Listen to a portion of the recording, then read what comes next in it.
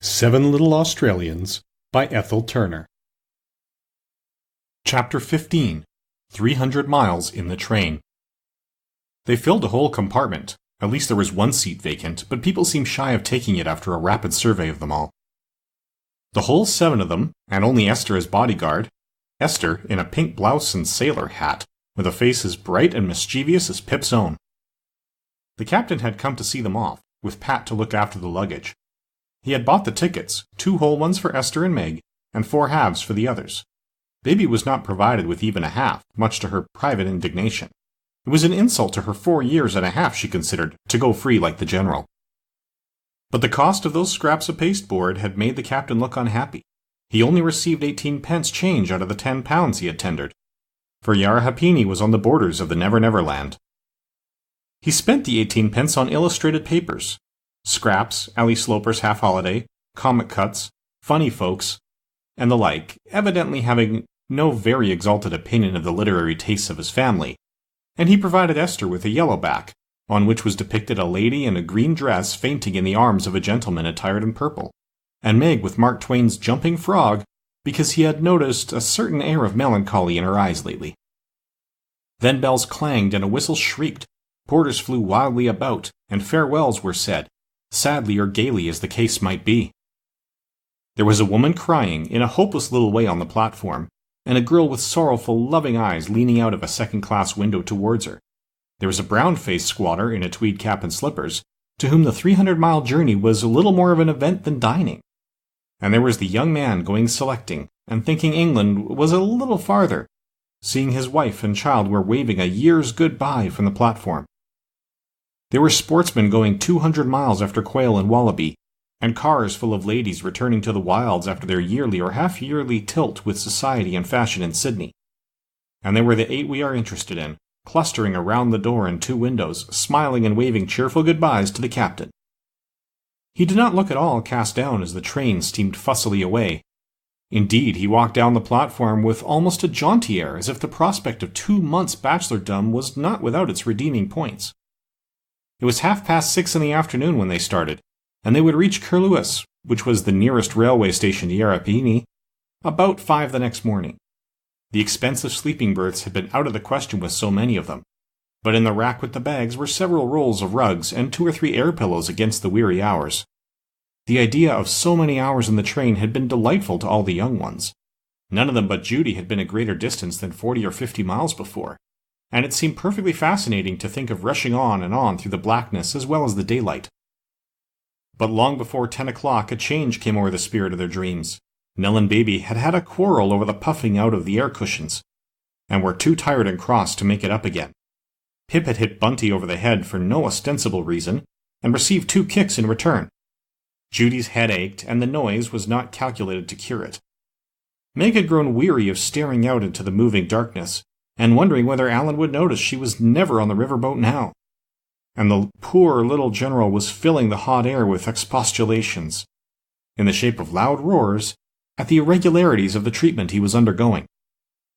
Esther had taken his day clothes off, and made a picture of him in a cream flannel nightgown and a pink wool jacket. For half an hour he had submitted good-temperedly to being handed about and tickled and half-smothered with kisses. He had even permitted Nell to bite his little pink toes severely, and say a surprising amount of nonsense about little pigs that went to market and did similarly absurd things. He had hardly remonstrated when there had been a dispute about the possession of his person, and Bunty had clung to his head and body while Nell pulled vigorously at his legs. But after a time, when Esther made him a little bed on one of the seats and tried to lay him down upon it, a sense of his grievances came over him. He had a swinging cot at home, with little gold bars at the foot to blink at. He could not see why he should be mulcted of it, and made to put up with a rug 3 times doubled. He was accustomed, too, to a shaded light, a quiet room, and a warning shh, shh, whenever people forgot themselves sufficiently to make the slightest noise. Here the great yellow light flared all the time, and every one of the noisy creatures at whose hands he endured so much was within a few feet of him. So he lifted up his voice and wept, and when he found weeping did not produce his gold-barred cot, and the little tangled tassels on the mosquito nets, he raised his voice 2 notes, and when even there Esther only went on patting his shoulders in a soothing way, he burst into roars absolutely deafening. Nellie dangled all her long curls in his face to engage his attention, but he clutched them viciously and pulled till the tears came to her eyes. Esther and Meg sang lullabies till their tongues ached. Judy tried walking him up and down the narrow space, but he stiffened himself in her arms and she was not strong enough to hold him. Finally he dropped off into an exhausted sleep, drawing deep sobbing breaths and little hiccups of sorrow.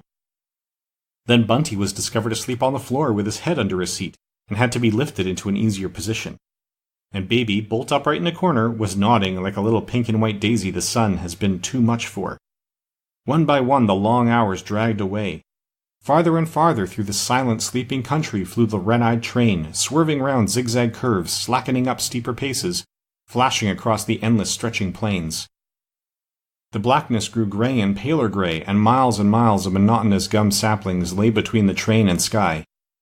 Up burst the sun, and the world grew soft and rosy like a baby waked from sleep.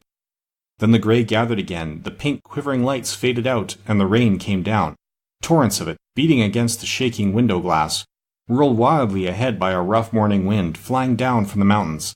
Such a crushed, dull-eyed, subdued-looking 8 they were as they tumbled out on the Curlew's platform when 5 o'clock came. Judy coughed at the wet, early air and was hurried into the waiting room and wrapped in a rug. Then the train tossed out their trunks and portmanteaux and rushed on again, leaving them desolate and miserable, looking after it, for it seemed no one had come to meet them. The sound of wet wheels slushing through the puddles, the crack of a whip, and even falling of horses' feet, and they were all outside again, looking beyond the white railway palings to the road. There were a big covered wagonette driven by a wide yellow oilskin with a man somewhere in its interior, and a high buggy from which an immensely tall man was climbing. "Father!" Esther rushed out into the rain. She put her arms round the dripping mackintosh and clung fast to it for a minute or two. Perhaps that is what made her cheeks and eyes so wet and shining. "Little girl, little Esther child," he said, and almost lifted her off the ground as he kissed her, tall though Meg considered her. Then he hurried them all off into the buggies, 5 in one and 3 in the other. There was a 25-mile drive before them yet. "When did you have anything to eat last?" he asked. The depressed looks of the children were making him quite unhappy. "Mother has sent you biscuits and sandwiches, but we can't get coffee or anything hot till we get home." 9 o'clock, Esther told him, at Newcastle, but it was so boiling hot they had had to leave most of it in their cups and scramble into the train again. The horses were whipped up, and flew over the muddy roads at a pace that Pip, despite his weariness, could not but admire. But it was a very damp, miserable drive, and the General wept with hardly a break from start to finish, greatly to Esther's vexation, for it was his first introduction to his grandfather. At last, when everyone was beginning to feel the very end of patience had come, a high white gate broke the monotony of dripping wet faces. "Home!" Esther said joyfully. She jumped the General up and down on her knee. "Little boy Blue, Mum fell off that gate when she was 3, said she, looking at it affectionately as Pip swung it open. Splash through the rain again. The wheels went softly now, for the way was covered with wet fallen leaves. "Oh, where is the house?" Bunty said, peeping through Pip's arms on the box seat, and seeing still nothing but an endless vista of gum trees. "I thought you said we were there, Esther." "Oh, the front door is not quite so near the gate as at Misrule," she said. And indeed it was not. It was 15 minutes before they even saw the chimneys. Then there was another gate to be opened, a gravel drive now trimly kept, high box round the flower beds, a wilderness of rose bushes that pleased Meg's eye, 2 chipped tennis courts under water. Then the house. The veranda was all they noticed. Such a wide one it was, as wide as an ordinary room, and there were lounges and chairs and tables scattered about, hammocks swung from the corners, and a green thick creeper with rain-blown wisteria for an outer wall. "Oh," said Pip, "oh, I am stiff. Oh, I say, what are you doing?" For Esther had deposited her infant on his knee, and leapt out of the wagonette and up the veranda steps. There was a tiny old lady there, with a great housekeeping apron on. Esther gathered her right up in her arms, and they kissed and clung to each other till they were both crying. "My little girl," sobbed the little old lady, stroking with eager hands Esther's wet hair and wetter cheeks. And Bunty, who had followed close behind, looked from the tall figure of his stepmother to the very small one of her mother, and laughed. Esther darted back to the buggy, took the General from Pip, and, springing up the steps again, placed him in her mother's arms. "Isn't he a fat un?" Bunty said, sharing in her pride. "Just you look at his legs."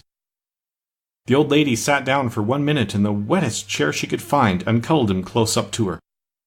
But he doubled his little cold fists, fought himself free, and yelled for Esther. Mr. Hassel had emptied the buggies by now and came up the steps himself. "Aren't you going to give them some breakfast, little mother?" he said, and the old lady nearly dropped her grandson in their distress. "Dear, dear," she said. Well, just to think of it.